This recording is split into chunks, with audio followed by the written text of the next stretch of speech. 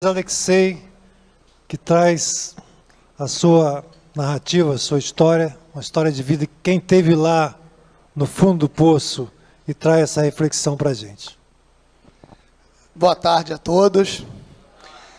É muito gratificante estar aqui, né? Estar à frente ser convidado para estar à frente de um trabalho desse, um trabalho de, sei lá, mais de 25 anos. Eu conheci esse trabalho, eu vou contar um pouquinho da história, né, de como foi isso tudo. Tá todo mundo me vendo aí? Tá, né? Quer que eu fique de pé? Vou ficar de pé aqui. Eu conheci esse trabalho no antigo Abrigo Nazareno, né, em 2002. Eu fui numa palestra onde estava Luiz Carlos Formiga. Formiga. Isso foi em 2002. Estava Luiz Carlos Formiga, estava Geraldo, que eu lembro. Estava Luiz Carlos, Geraldo, acho que o Jorge Pacheco e o Bira. Eles estavam divulgando o livro e tal, isso lá em 2002, e eu era aquele cara que agora eu vou contar um pouquinho da minha história. Eu sou dependente químico, né? Eu sou Alexei Crivellari, sou marido da Adriana Teixeira, pai do Gustavo e da Sara, e sou dependente químico e estou em recuperação desde 1998. Na Copa de 1998 eu resolvi entrar em recuperação, logo após um porre. Ninguém entra em recuperação antes de tomar um porre. É mais ou menos aquele negócio da dieta. Você vai no rodízio e depois começa a dieta. Você toma um porre e depois para de beber. É mais ou menos essa a temática. E quando eu fui nesse seminário, eu tinha muita vontade, eu tinha muita fome. Fome é em homenagem ao meu amigo que veio comigo, Kleber, que tudo ele fala que ele tem fome. Eu tinha muita fome de passar para as pessoas, de passar o que eu tinha passado para outras pessoas dentro do movimento espírita. E eu não sabia como fazê-lo. E aí eu fui ver esses caras. Um bando de doido que já falava sobre isso em 2002. E eu fui lá, cara, quando eu vi esses caras, isso me deu um...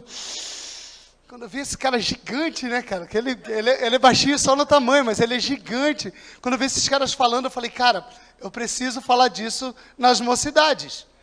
Como que eu vou fazer? Aí, quem tem amigo tem tudo, meu amigo Paulinho, compramos todas as fitas, comprei os livros, compramos tudo.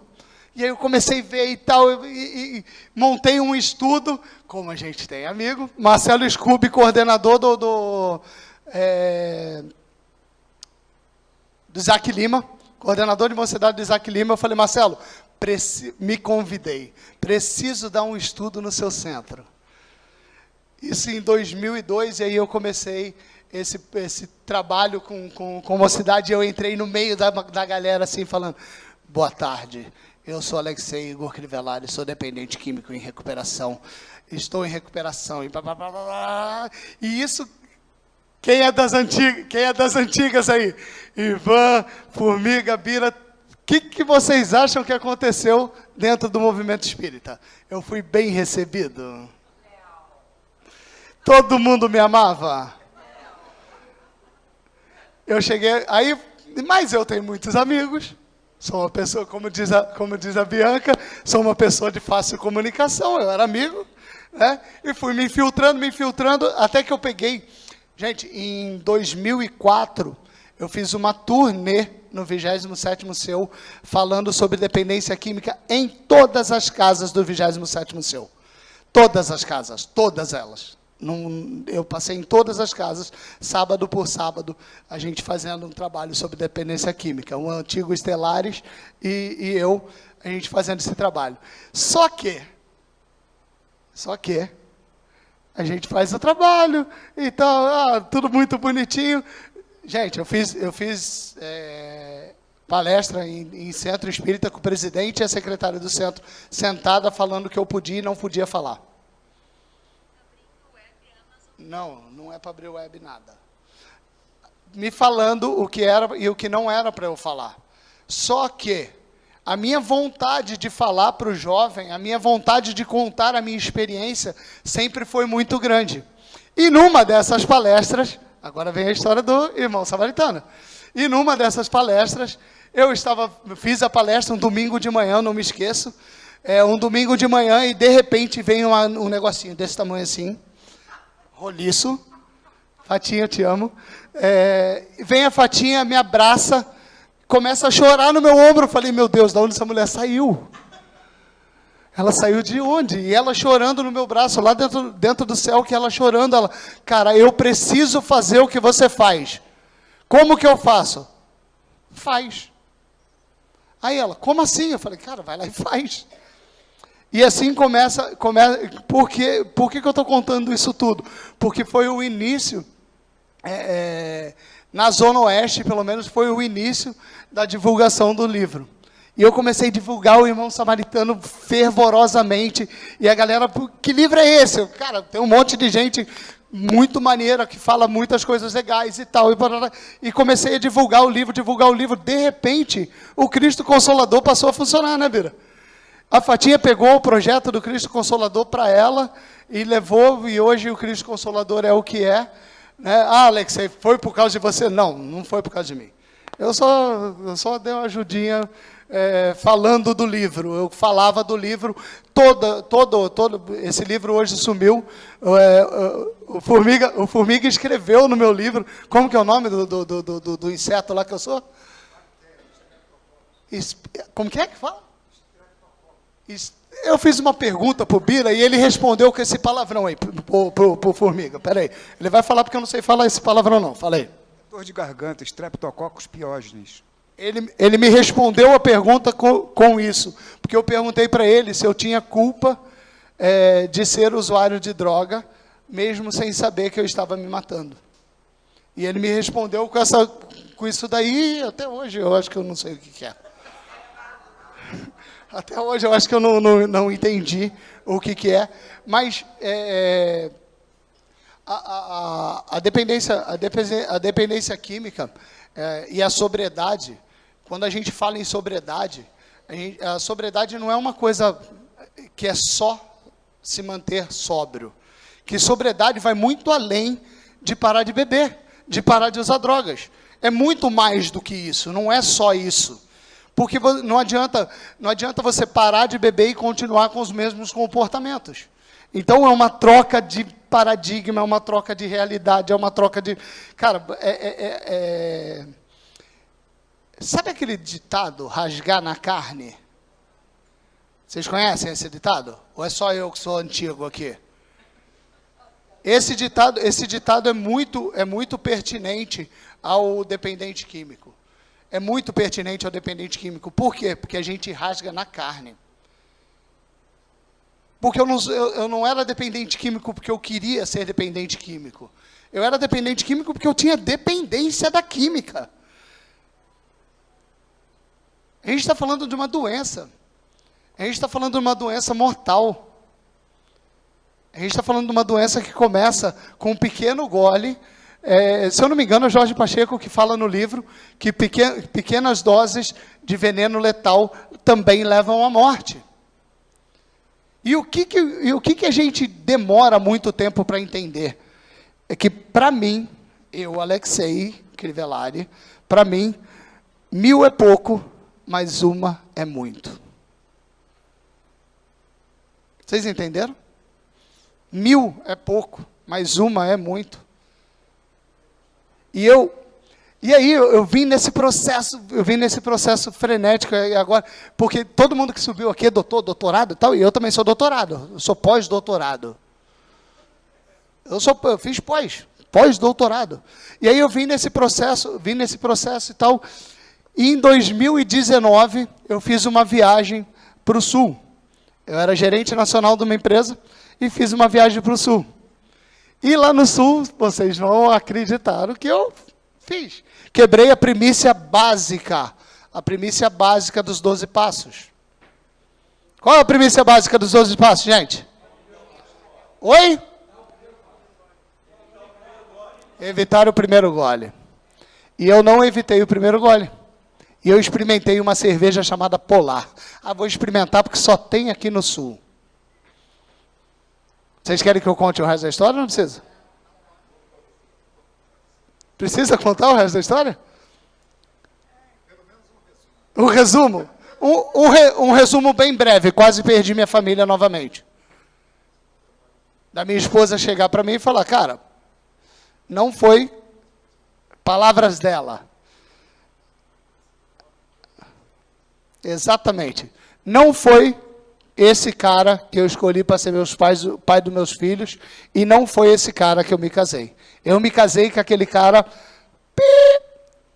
que eu conheci dentro do movimento espírita. Se não for aquele cara, esse daí eu não quero. E eu olhei para ela e falei, como assim, maluca? Do nada assim, você não quer mais eu? Só porque eu virei um cachaceiro de novo? Só por isso? E aí você passa a entender a importância de você, do meio. Essa semana a gente estava batendo papo, eu e o Kleber, e ele falou, cara, eu te vi ali bebendo, eu falava, meu Deus, o que esse cara está fazendo com a vida dele? E o maior problema disso tudo, cara, eu sempre fui referência dentro do movimento espírita com luta contra o álcool, contra as drogas. E aí as pessoas me chamavam para fazer, Alexei, vem fazer uma palestra sobre dependência química aqui. O que eu falava? Parei meu trabalho, cara. Todo ano eu faço um trabalho numa escola chamada Joaquim, lá em Santa Cruz. Todo ano Alexandre Machado, que acho que muitos conhecem, me chama para fazer o encerramento da escola. Eu fiquei 3 anos sem fazer o encerramento da escola dele. Por quê? Como que eu vou falar de uma coisa que eu não estou vivenciando? E por que eu estou contando, Alexei, por que você está contando isso para a gente? Porque a gente tem 2 momentos na vida. Vocês lembram do fundo do poço? Eu passei pelo fundo do poço 2 vezes. A primeira vez eu achei forças suficiente, fui sozinho. Eu fui num grupo de AA uma vez. E foi o suficiente para eu nunca mais voltar. Alexei, por que isso? Porque eu vi ali tudo que eu não queria ser. E fiquei 19 anos limpo por conta de uma frase que um cara falou.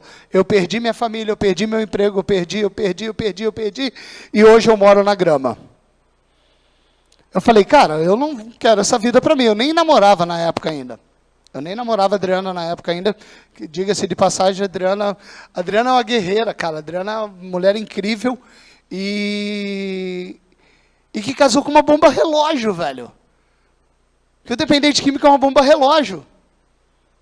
Pode estar o relógio parado ou andando. Isso depende muito. O meu relógio estava parado e de repente eu tirei o pino, mano. Eu tirei o pino e botei o relógio para funcionar de novo. E com uma vida incrível, cara. Velho, eu tenho uma vida incrível.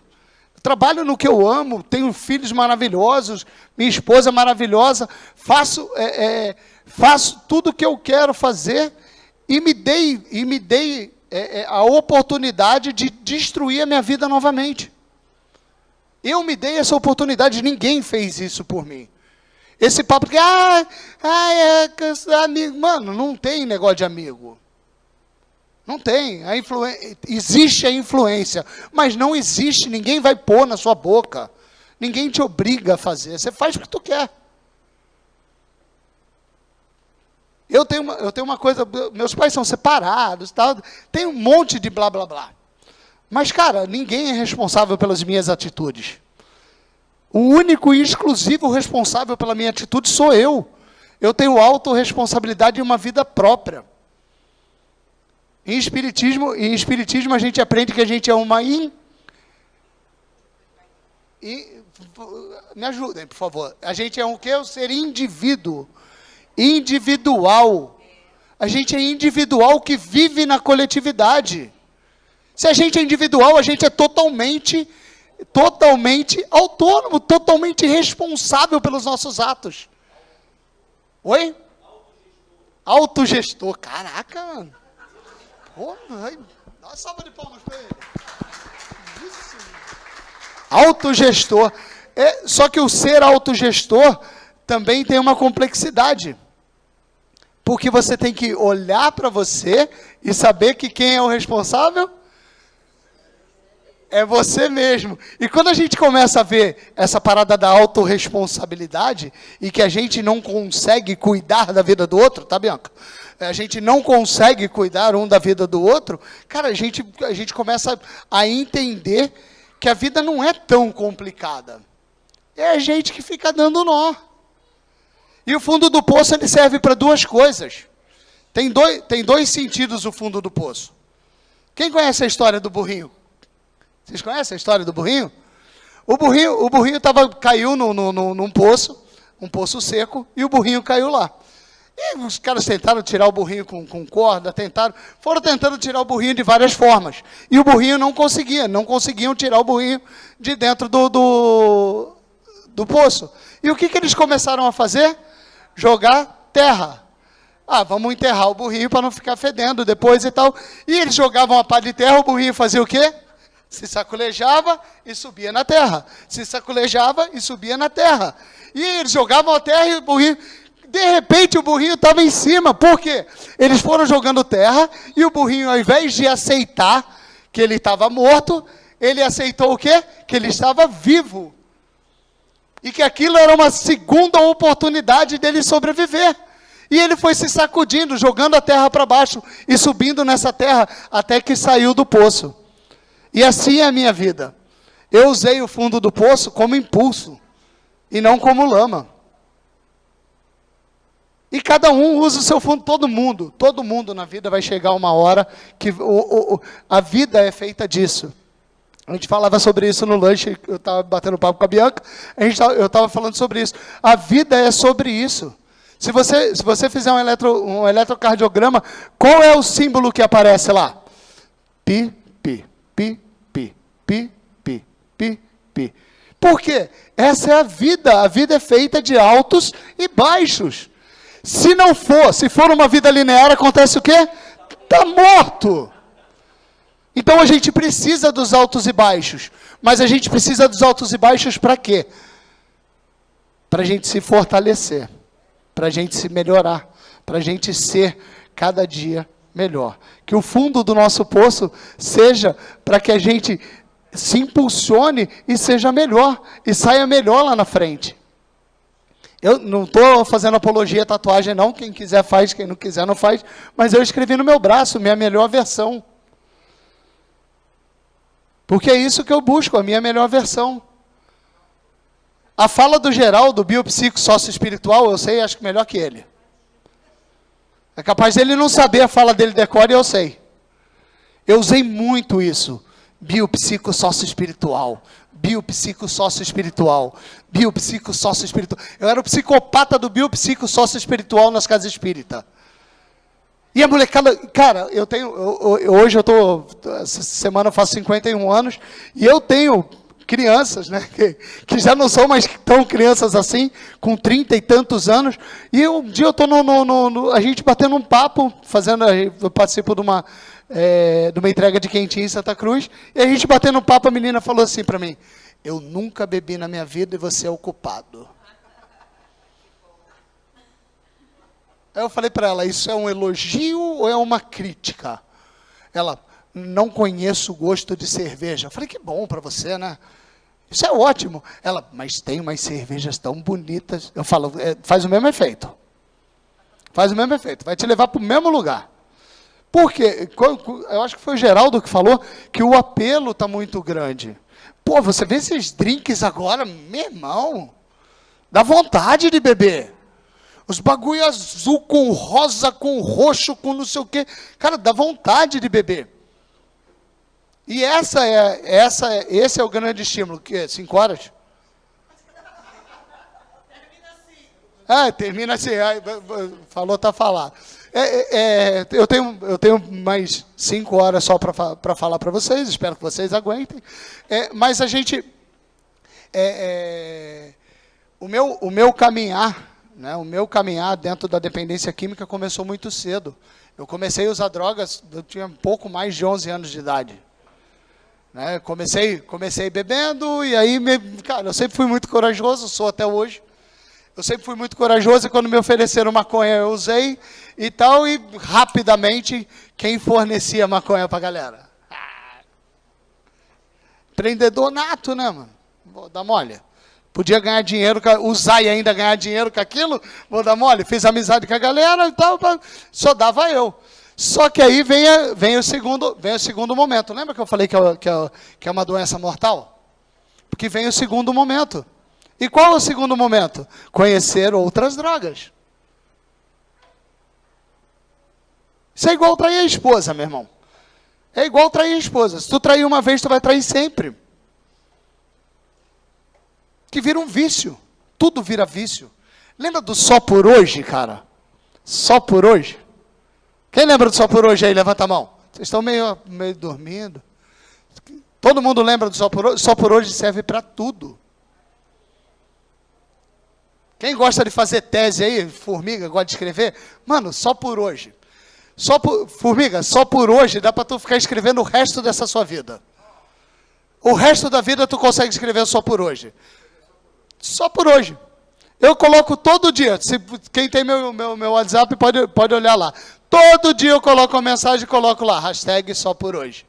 Porque é só por hoje, gente. É só por hoje, eu só preciso me manter sóbrio hoje. Só hoje. Sabe por que é só por hoje? Eu adoro cerveja, gente.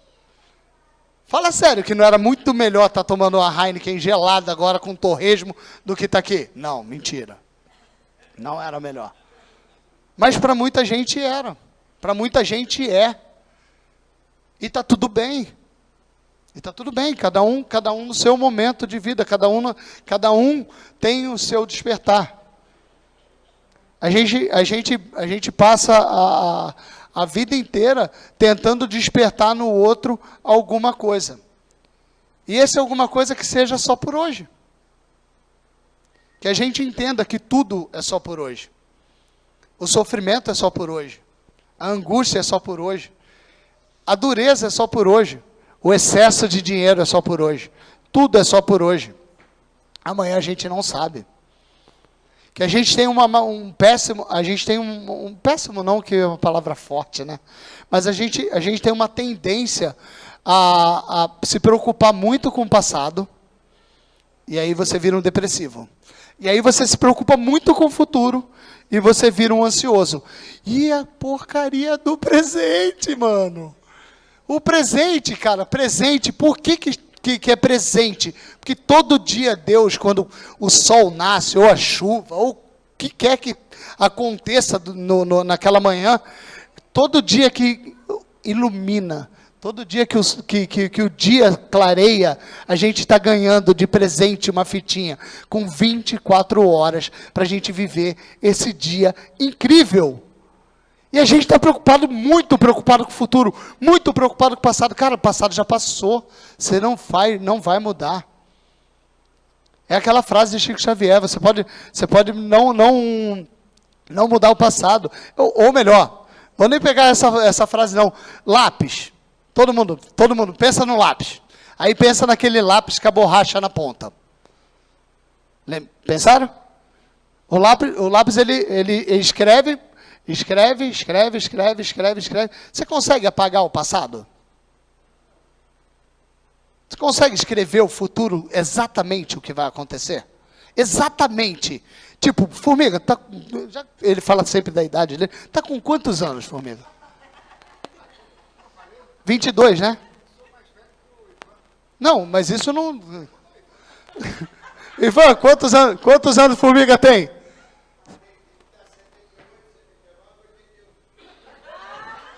78, 79, 81. Então vamos colocar o Formiga com 85 anos. Ah, gostou? Cara, você acreditava que você duraria tantos anos? Herança genética. Já está ganhando, não? Aí. Mas, entende? A gente planeja. Cara, a gente planeja. E as pedras?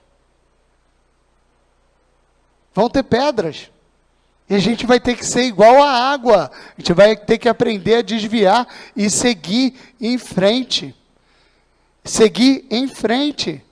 Não adianta olhar para trás. Se eu for olhar para trás e ver a Zeme que eu fiz, cara, eu simplesmente não vivo. Eu simplesmente não vivo. E eu tenho uma coisa, eu desenvolvi um processo, para a gente partir para o encerramento, eu desenvolvi um processo de apagamento. Eu apaguei o meu passado. Tem coisas que as pessoas já começaram a colocar música para mim ir embora. Tá na hora. É um aviso. Tim, dom, discretamente apagaram a luz. Corta o microfone. Mas o que eu estava falando? Eu apaguei o passado da minha mente. Tem pessoas que falam comigo e eu não sei quem é. E a pessoa conta algum relato da vida e aí eu vou e dar aquele flash e eu lembro. E aí eu fui no psicólogo, né, cara? Gente, fazer o que no psicólogo, cara? Vai mexer com o que está quieto.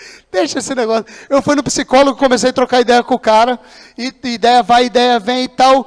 Eu falei, e aí, mano, o que você acha? Ele, acho que tu tem que ficar quietinho do jeito que tá, não mexe nisso não. Aí eu falei para ele, quanto eu te devo? Ele, 100. Paguei os 100 para ele, fui embora, nunca mais voltei. Eu ganhei o medo. Eu vou mexer para quê, cara? Deixa quieto. Deixa do jeito que está. Tem muita coisa que eu não preciso mexer.